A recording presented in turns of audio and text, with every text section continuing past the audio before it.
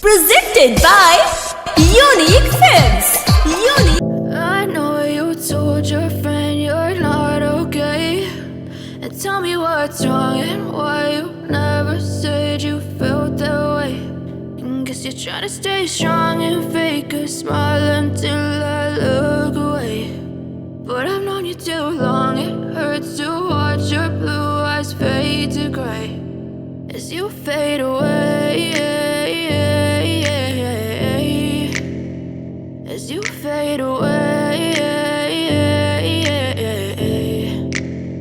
Yeah, I'm about to fade away, cause every time I wake up I feel like it's Monday. Something's going wrong with all the chemicals up in my brain. All of a sudden I don't look at anything the same way. Gotta build up of my thoughts sitting in an ashtray. I'm sorry that I'm so inconvenient, okay. Just let me be me and I'll stay out of your way. I can see the way you look at me, I'm such a disgrace. I never really asked to be brought into this place. You wanna love me? Well then baby have a taste. All the highs and the lows, no you'll never be the same. I don't really wanna hurt you but I can't control the pain. If you're sticking by my side maybe we could be okay.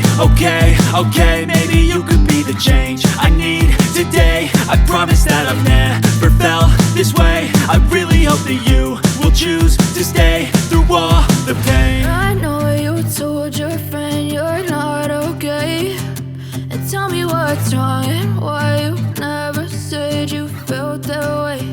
And guess you're trying to stay strong and fake a smile until I look away.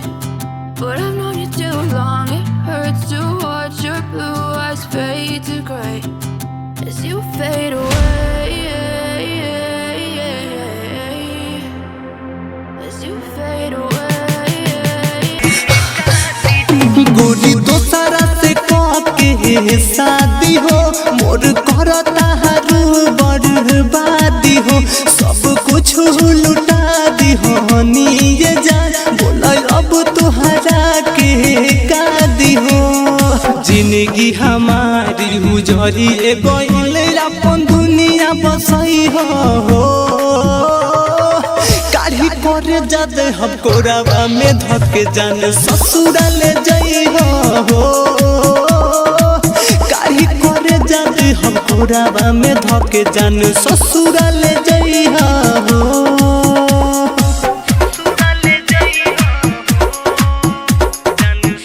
Presented by Unique Films. Unique Films. Unique Films.